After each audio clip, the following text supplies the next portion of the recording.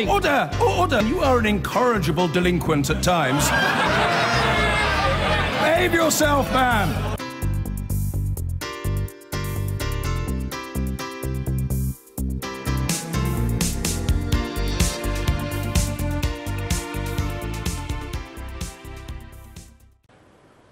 Welfare reforms may be partly to blame for the rise in homelessness, according to a report by the National Audit Office. Over the last 6 years, there's been a 60% rise in households in temporary accommodation.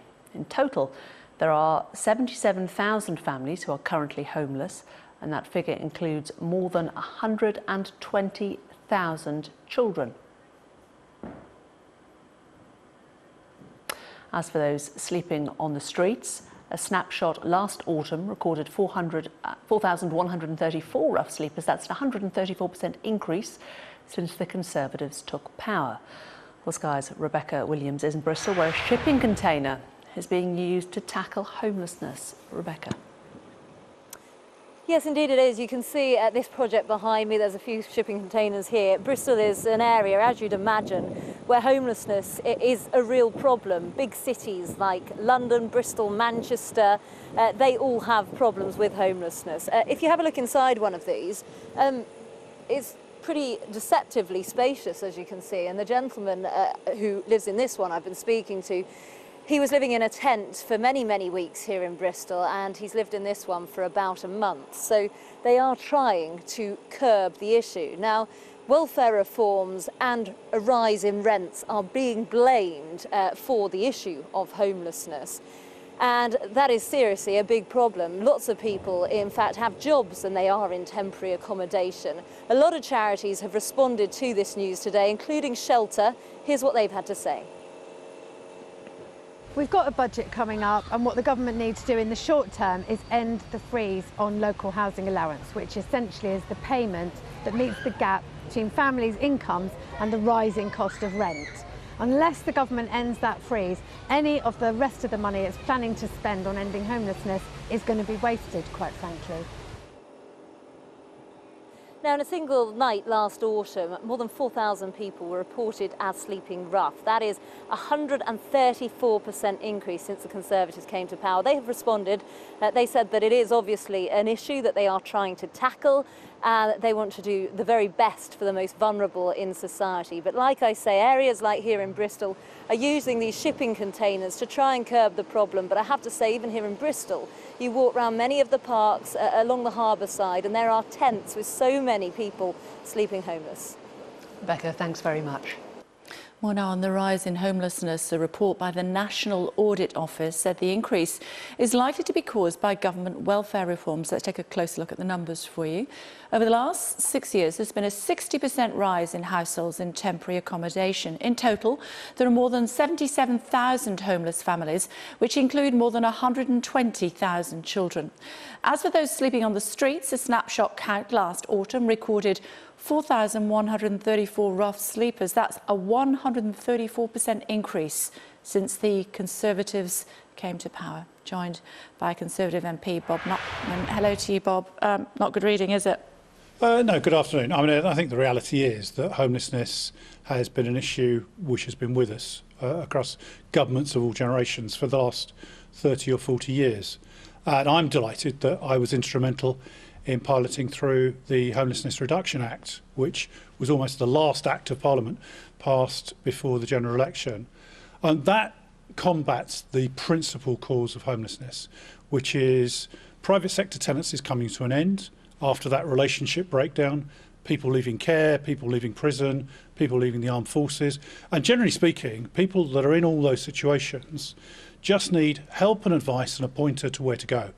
And as things stand at the moment, until the Act is fully enforced, local authorities will just literally turn their backs on people and say, it's nothing to do with us unless you qualify for us to house you. And I think the vast majority of people who are homeless want help and advice and pointers in the right direction. So the new legislation, when it's fully enacted, will require local authorities to sit down and produce a plan together with the applicant and see what it is that has to be done with actions on both sides. At the end of the process, there will be an offer of accommodation so that by the end of this process, no one should be forced to be sleeping rough. Now, we do know one of the principal problems is not so much benefit reductions, but actually the supply of housing. And for the last 30 or 40 years, governments of all persuasions have failed to build enough properties to house the population at large. And so that's the big problem that's got to be addressed. And I think some quite radical solutions need to be put in place to bring in housing that is needed at affordable prices that people can pay. So what responsibility should the Conservative government take for a 134% increase in homelessness since you took power? Well, I mean, clearly there's been a coalition, and we inherited a position in 2010 with the lowest number of housing starts since the 1920s. Now, the reality is that because of that, and that was a lag from the financial crash back in 2008.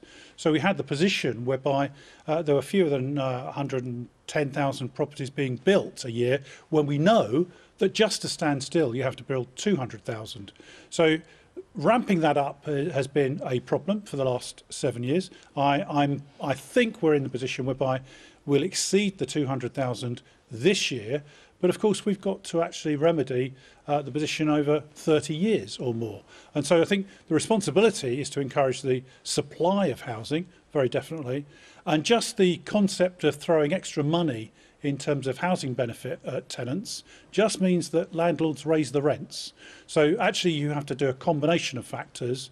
First of all, the help and advice. Secondly, the supply of housing and have rents that are affordable for ordinary people. Because in many cases, they're out of the capability of most people that are on ordinary salaries or wages. Yeah, but my question is this. I hear what you're saying about the fact that obviously you can't just build a house overnight, but we were promised a lot by Mr Cameron that we would see first 100,000 new homes built a year, and now we're being told 200,000 new homes or whatever this week's figure might be. Nevertheless, while that conversation is going on, there's been a 134% increase since the Conservatives took power. You have to accept, as the government that has been in power for 7 years, some responsibility for that. Well, quite clearly, I'm a backbencher, I'm not a minister, but you know, the reality is that if you inherit a position whereby 200,000 properties a year are required, but that only just over 100,000 are being built, that's clearly inadequate supply. And it's taken literally. You can't just magic a house out of nothing. No, I suppose. But if council houses weren't sold by previous Conservative governments, we might not be in the same position we're in now. Well, no, but council houses were sold to people that lived in them as sitting tenants. Yeah, they then sold them on. Oh, come on, Mr Blackman. They were then subsequently sold on to people that weren't living in them. No, that's absolutely right. And that's part of the housing market. But what you have to do is well, that's a rubbish argument then, isn't it? No, because the reality is that what it did is give people a stake in society. One of our biggest problems right now... They were taken out of social housing stock, is what they were done, because of laws passed by a previous Conservative government. Indeed, and absolutely, it was the right thing to do, because what it did was turn a generation of people who were just paying rent to a local authority into being homeowners in the properties that they'd lived in. But they then subsequently sold them on to other people, so they weren't part of the social housing stock, and as a result, the number of houses that were available for the sort of people that we're talking about have been reduced. So it's pointless then criticising other governments for not making enough property available, when actually what your previous Conservative government did was sell off the houses that were available. No, because the reality is that you need 200,000 properties a year, whether they be for rent, be they affordable rent, or be they for sale.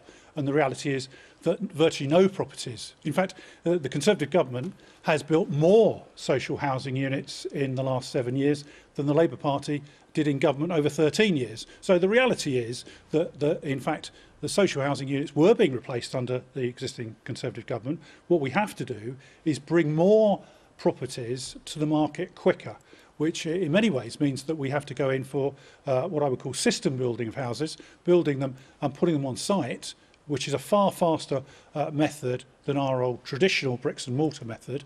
And that is something that is part of the new technology that I think will bring houses and properties to the market quicker, which is exactly what we need. And so what do we do in the meantime for these people that are sleeping on the streets? Well, what we are doing is we're clearly addressing that through the Homelessness Reduction Act, so that people that are having problems can get at first port of call their local authority, and their local authority will have to provide them with an offer of housing, probably in the private sector, currently is the position. So what figure is an acceptable number? What figure is an acceptable number of people sleeping on the streets? So it's 4,134. No, zero. rough sleepers. Let's be quite clear. Okay, so when will we reach that figure? Well, clearly the Conservative Party manifesto at the general election said we'll halve rough sleeping over the next 5 years and eliminate it in 10. It's not an easy thing to do, because once someone has reached the stage... It's not as hard as living on the streets, though, is it? No, but one of the problems is that once someone has reached that terrible stage of living on the streets, it's much, much harder to get them back into settled accommodation. I'm one of those that passionately believe that the first thing you have to do is make sure that someone's got a secure property over their heads, so that then you can deal with their other problems, because many of the people that are sleeping on the streets have drug addiction, alcohol addiction, or mental health problems, and actually need a whole barrage of support around them. And the funding for that has been cut, and as a result, we have a social responsibility to look after people. No, everyone should be able to have a roof over their heads every night. Everyone should be able to sleep safely.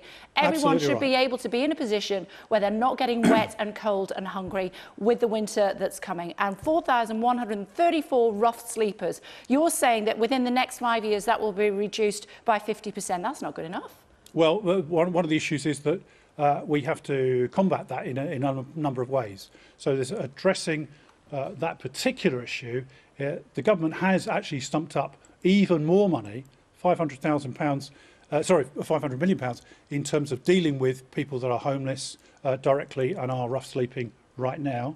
Combinations of support and assistance, but ensuring that local authorities take up their responsibility to address people that are rough sleeping. Equally, helping charities such as Crisis and Shelter and others that do a brilliant job of helping and assisting people. Often people that are sleeping rough, I'm afraid, have been let down by authority and need extra help and extra assistance. And it's not a simple factor of saying local authorities must house them or the government must house them. Actually, they need a whole package of measures around them to make sure they're given the support not only to stay in a property, but to be able to get their health back together and get their lives back together, where their complex needs are addressed. And many of those people, they are the visible signs of homelessness. Okay. But frankly, that's not the only problem with homelessness. We have potentially 300,000 people that are sleeping on sofa surfing and other measures, and they're one step away from sleeping rough on the streets. I mean, it's easy for us, isn't it? Because we're both going home to our lovely houses tonight. Why should they believe you? Sorry, why should they believe you? Well, I spent a year of my life making sure that we got legislation through Parliament to make sure that people that are homeless will get direct help. And that means that people that are leaving prison, leaving the armed forces, leaving the health service, or through no fault of their own become homeless, get the help, advice and assistance that they need. The law has changed. Now we have to change the whole culture of local authorities to not turn their backs on homeless people, to make sure they actually help them and assist them so they actually have somewhere secure to live. OK, good to talk to you. Thanks for joining us on Sky News this afternoon. Thank you.